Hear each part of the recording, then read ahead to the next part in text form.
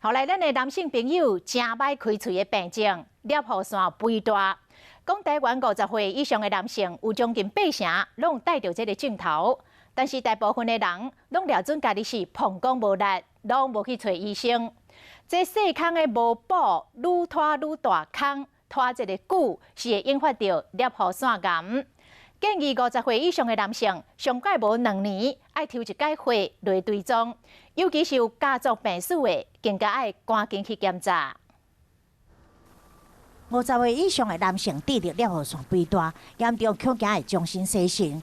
宜兰78岁李先生就医透过超音波检查，发现讲受到荷尔蒙的刺激，尿壶腺肥大，膀胱出口塌咧，有排尿困难的现象。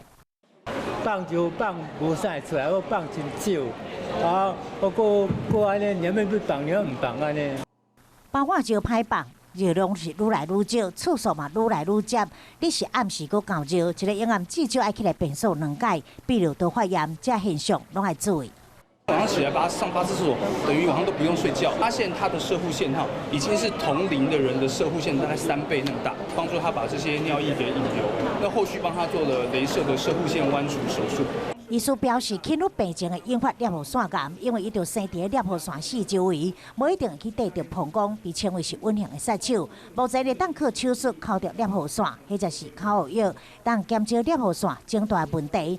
但是想要预防，就爱加摄取叫红素，减食一寡动物性的脂肪，避免老年的生活因为尿壶腺变甲无方便。